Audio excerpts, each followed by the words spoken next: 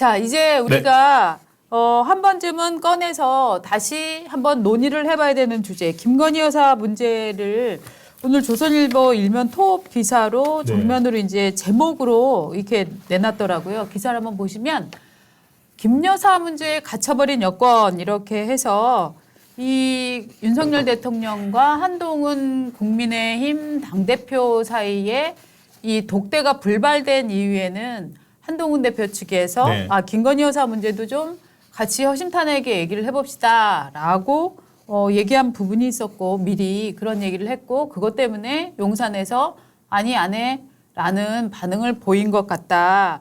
그렇다면 결국은 김건희 여사 문제를 좀 풀어야 되는 거 아니냐. 뭐 이런 이제 전체적인 기사의 흐름인데요. 지금 일단 김건희 여사 관련해서는 뉴스가 엄청나게 많이 쏟아져 나오고 있습니다. 네. 일단 어저께도 저희가 소개를 해드렸지만 저 수사심의위원회에서 일단 최재형을 기소를 해야 된다 이런 의견을 냈다고 하잖아요. 그런데 이 기사가 조금 또 하루하루 지나면서 달라지고 있는 게 그 기소를 해야 된다는 의견이 8대 7로 나왔다라고 하지만 기본적으로 이 법조항을 적용을 해보면 기소를 해야 된다라고 주장을 한 건 또 7대 7이라는 거예요. 7대 7. 예. 그렇죠. 그러니까 왜냐하면 현재 이를테면은 저 청탁금지법에 따르면 이 직무 관련성을 캐묻는 것은 공직자나 뭐 이 대상자 본인이고 배우자에 대한 규정이 없기 때문에 규정이 없는 것을 갖고 법을 만들어서 기소를 할 수는 없다라고 생각하는 분이 7분. 네. 아니야. 그래도 일단 기소는 해야 돼라고 생각한 사람이 7사람. 그러니까 이게 인민재판의 문제죠. 네. 이게 어떻게 본다면은 그 법률 검찰이나 재판부는 법률 전문가들이잖아요. 네. 근데 여기는 이제 일종의 이제 시민적인 국민들의 관심을 묻겠다, 여론을 묻겠다는 그렇죠. 건데. 그러니까 법에 대해서 그 전문 지식이나 이런 것들이 약하다 보니까 어떤 느낌이 들었냐면은요. 어려운데 이거. 김건희 좋아 싫어. 난 김건희 좋아. 난 김건희 싫어. 뭐 이런 것도 비슷하고 김건희가 죄가 있는 것 같아, 없는 것 같아, 없는 것 같아, 있는 것 같아. 이런 느낌? 예. 그리고 법을 가지고 자기들이 어려운데 공부를 해야 되잖아요. 네. 하다가 결국에는 그냥 일단 재판해보면 알지 않겠어요? 그렇죠. 그러니까 재판에 떠넘기는 거죠. 그렇죠. 재판에 떠넘긴다는 느낌. 그렇기 때문에 과연 이게 효율적인지. 그리고 한 명 저는 원망스러운 사람이 있어요. 누구요? 이원석 총장.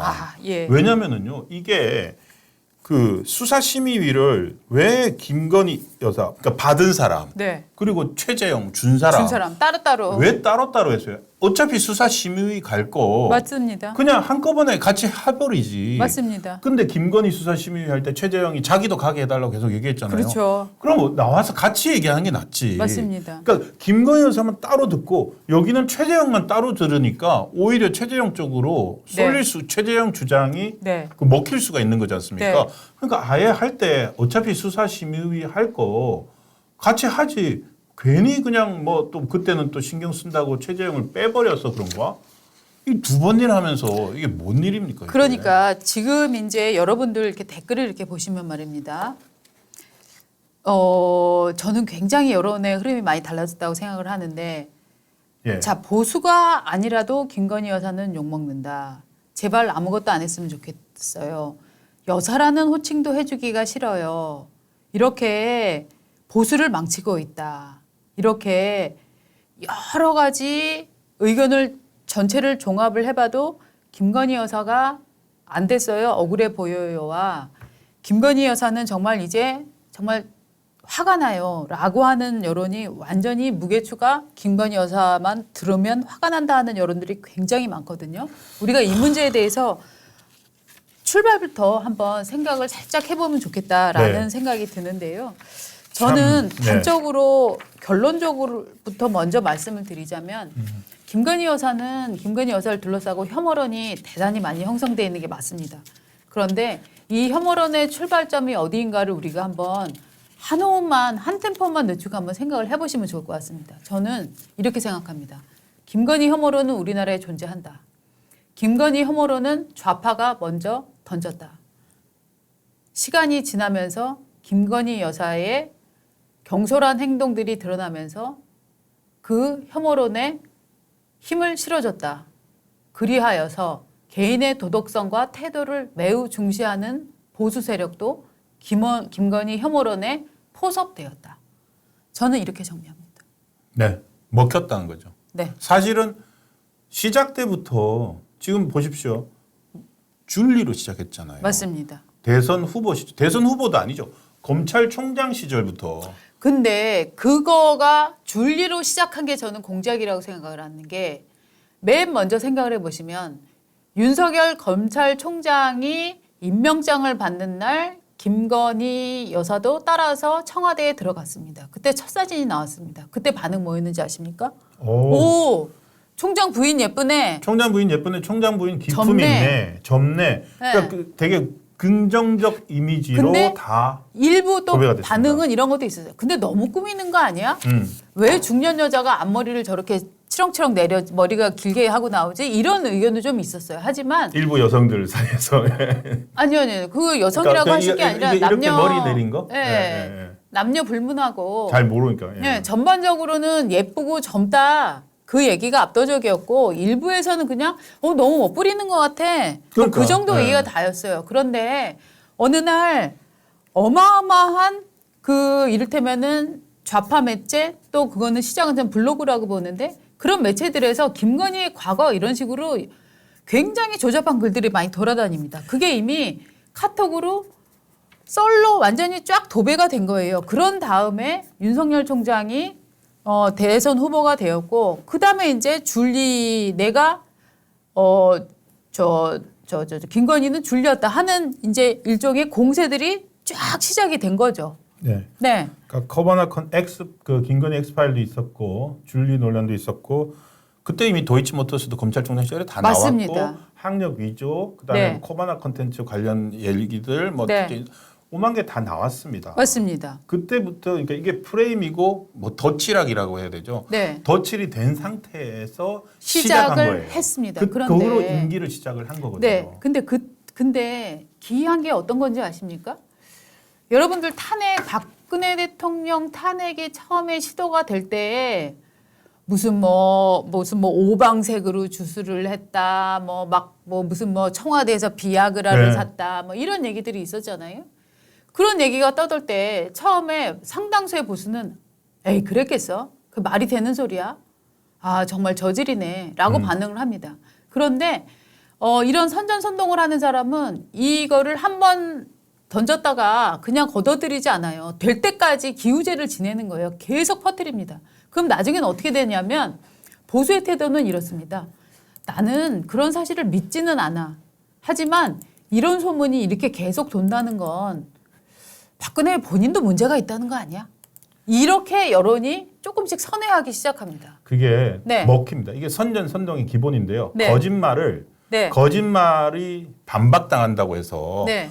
특히 정치에서는 선전선동에서는 거짓말이 반박당하고 해서 반박당하자마자 그렇지. 네. 절대 안 그럽니다. 그러면 안 되고요. 어떻게 선전선동 교과서에 나오면 뭐라고 나와 있냐면은 반박당하면 같은 말을 계속 반복하라고 합니다. 네. 그래서 환상적 진실 효과라고 합니다. 그러니까 illusory truth effect라고 합니다. 영어 쓰지 마. 머리 아파. 뭐냐면은 거짓말을 계속 반복을 네. 하게 되면은요. 네. 그게 거짓 사실이 되는 거예요. 그러니까 거짓인데 거짓이 사실이 되는 거예요. 저는 그거의 효과를 어저께 딱 느꼈는데 이재명 대표가 뭐라 했는지 아십니까? 어디 지방에 내려가서 네. 경남에 내려가서 지금 앞으로 이제 재보궐 선거했잖아요. 뭐라고 얘기했냐면 제가 집권한 후에 성남이 깨끗해진 거 보십시오. 어머나. 그러니까 경남도 민주당을 찍으면 예. 굉장히 좋아질 수 있다. 이렇게 얘기를 하는데 그걸 보면서 역시 거짓말도 계속 반복하면 믿는 사람이 절반은 되겠구나 하는 건데 반대로 말입니다. 김건희 여사 케이스에는 김건희는 모든 문제의 시발이다. 김건희가 상황 노릇을 하고 있다. 이제 집권 후에는 그런 얘기들이 또 계속 또 퍼졌어요. 근데 네. 처음에 저는 이 좌파가 이런 논리를 만들어가는 거는 늘 그들이 해왔던 일이니까 그냥 두면은 된다고 생각을 하는데 물론 공박을 해야 되겠지만 예. 문제는 뭐냐면 그걸 가만히 뒀을 경우에 생겨나는 효과는 중도층, 보수층들이 그 소문이 나온 거를 점점 믿기 시작한다는 거예요. 맞습니다. 그러면서 김건희 여사 관련해서 김건희 여사의 과오가 없느냐? 아니에요. 김건희 여사는 너무나 경솔했고 너무나 관리되지 못한 지점이 분명히 있어요. 저는 이 효과를 어떻게 보냐 하면은 어떤 애를 저거 시험 망친다. 정확합니다. 저거 시험 절대로 저거 공부 열심히 한다 그러지. 저거 시험 보면은 저거 우수수 다 틀린다. 라고 계속 주입을 합니다. 그러면 제가 시험을 보잖아요. 맞는 답을 쓴 다음에 사람들이 나 시험 망친다 그랬는데 이거 맞나? 자기 의심을 계속하게 되는 거예요. 그러다 보면 저는 기본적으로 절대로 제 실력으로 100점 맞을 수 있었던 거를 절대 100점 맞지 못합니다. 자, 이건 당사자에게까지 어떻게 보면 느끼는 건데요. 지금 이게 제가 뭐 우연히 지금 오늘 뭐 우연히 제가 이걸 좀 공부를 해봤는데 이게 뭐 사람들은 정확한 것보다는요 친숙한 거를 사실로 느낀다는 거예요. 맞습니다. 방금 줄리 이거 어떻게 보면 저희도 이걸 얘기를 하며 통해서 또 이 대중들한테 믿지 않는 대중들에게조차도 조금 더 가깝게 느끼게 만드는 걸 모르겠어요. 자주 들은 거, 줄리란 말 자주 듣고 뭐 이 김건희 자주 들은 거를 친숙하게 느끼면 그걸 사실로 인식하는 거예요. 우리 감정이. 맞아요. 그래서 이게 자꾸 떠오르는 거예요. 자꾸 그 말이 떠오르게 되는 순간 이게 먹히는데 제가 이거를 심리학 교과서 뒤져서 보다가 지난 세월 뭐 광우병이니 후쿠시마 오염수니 전부 봤더니 정확하게 이 전법을 따르고 있습니다. 맞습니다. 그래서 이 사람들은 뭐라고 해야 될까요? 정말로 심리학 이 거짓말만 반복하면은 먹힌다는 거를 어떻게 태어날 때부터 알고 박사 논문 썼나? 이게요 그런 속담이 있어요. 며느리가 미우면은 발뒤꿈치도 저 밉다. 그런 얘기가 있는데 이렇게 미움을 받는 대통령 부인이 이제 들어왔습니다. 그러면 그 다음에 대통령 부인은 두 가지 방법이 있을 거예요. 이미 덧칠이 돼 있는 상태로 들어왔다는 거죠. 이미 덧칠이 돼 있는 사람 입장에서는 사실은 국민들도 원망스러울 거예요. 내가 뭘 잘못했다고 나를 갖고 이렇게 공격을 하지? 왜 사람들은 내가 피해자인데 나를 원망하고 나를 욕하지?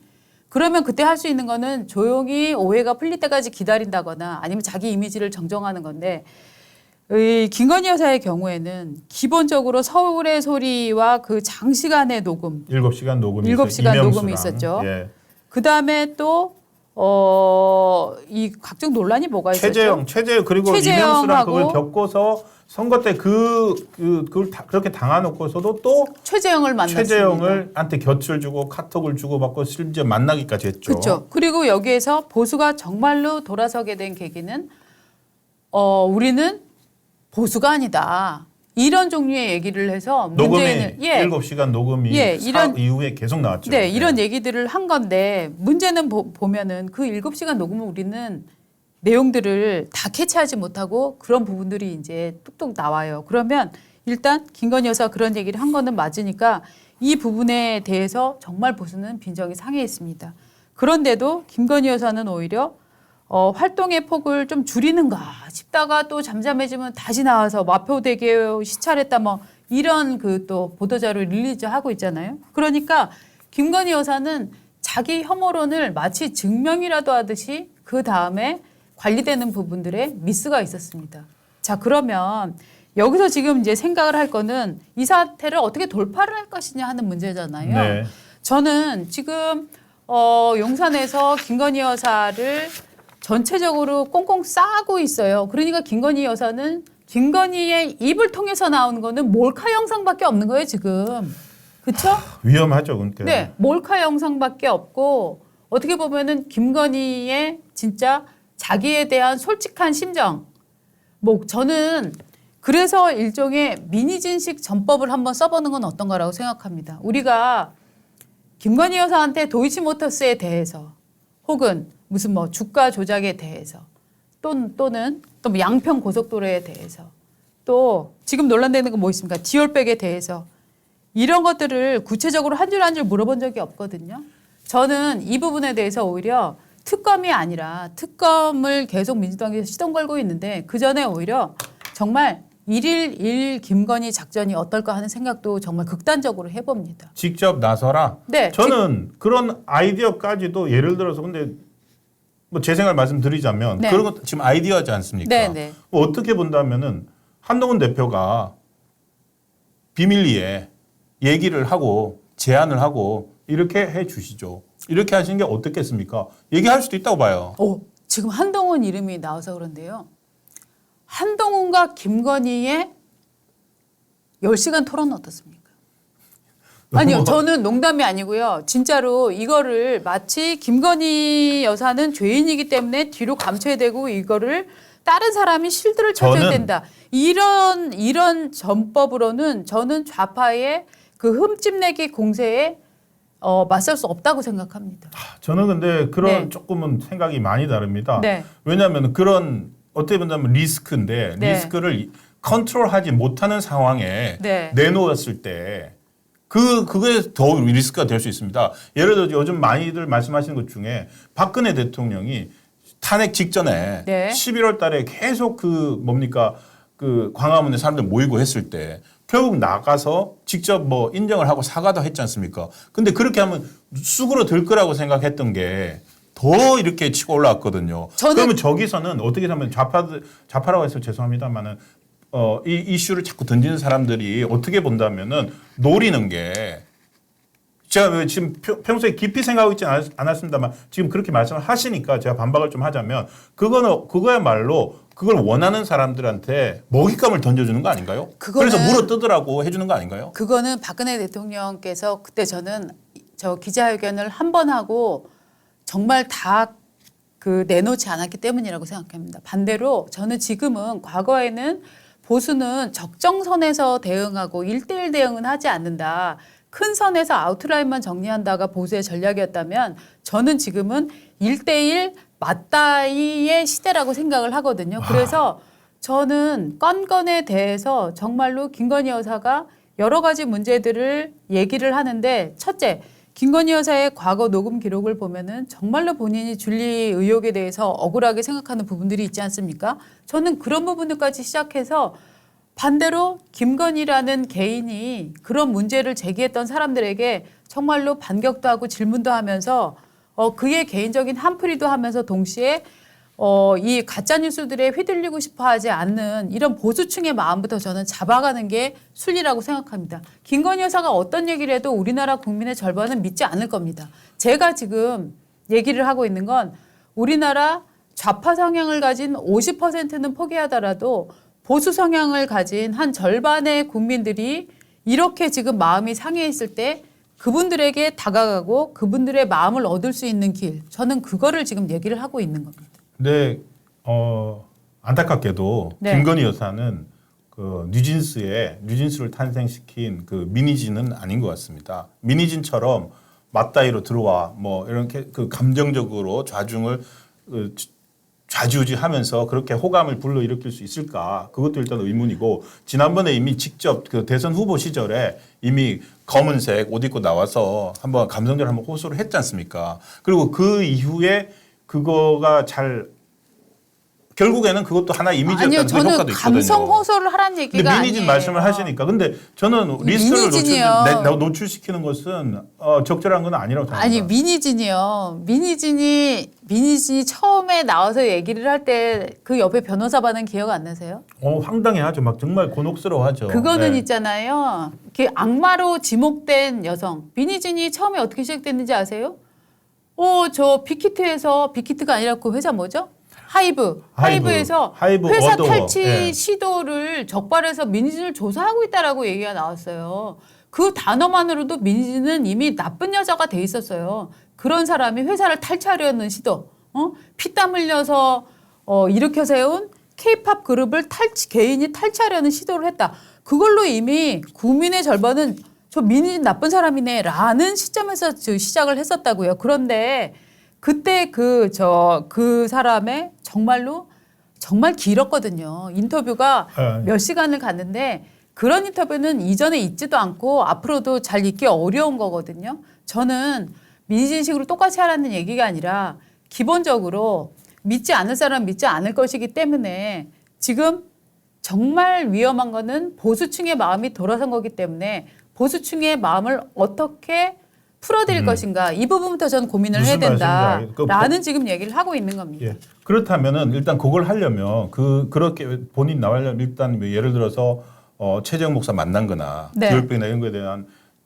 본인의 육성을 하는 직접적인 사과 이런 것들이 전제돼야 될 거고요. 그러니까 지금 그런데 당연하죠. 근데 지금 용산에선 그 선까지 과연 할 용의가 있는지 그러니까 잘 모르겠어요. 제가 말하는 거는 대통령이 나와서 직접 사과까지 유감을 표명하는 일까지 갔는데도 지금 안 먹히고 있는 거잖아요. 아니요. 지금 국민들은 남편이 대신 나서서 저 죄송합니다. 그런데 제 아내도 힘들어. 이런 얘기를 듣고 싶은 게 아니라니까요. 사과를 하라는 게 아니고요.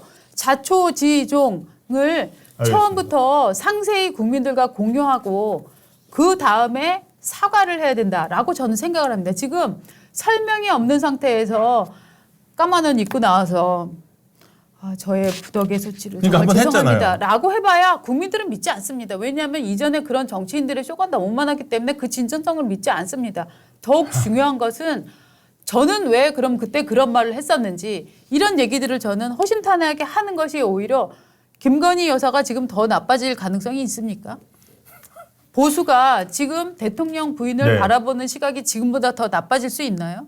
물론 더 떨어질 수는 있겠죠. 하지만 저는 한번 리스크를 걸어보는 게 오히려 더 떨어지는 걸 방치하는 것보다는 훨씬 더 효과가 있을 것이다 라고 생각을 해봅니다. 알겠습니다. 물론 부족한 생각일 수도 있는 것 같아요. 네. 그래서 박상성 님도 박은종 앵커가 오늘 갑자기 저희가 논쟁 제가 신동훈 논쟁한 건 앵커가 아니다. 오늘 제대로 하는 것 같아. 박은주 생각 좀 해라. 뭐 이런 말씀도 하셨고요. 어떤 분은 나는 박은주 생각에 공감해. 뭐 이런 분들도 네. 계십니다. 여러분들의 생각은 어떠세요? 지금 가장 강한 의심이 드는 건 이건 것 같아요. KNI님이 적어주신 건데 나는 건희 씨가 보수라고 보지 않습니다. 문정부를 지키는 의지가 강한 것 같습니다. 이런 의심을 받고 있는 게 저는 굉장히 치명적이라고 생각을 하거든요.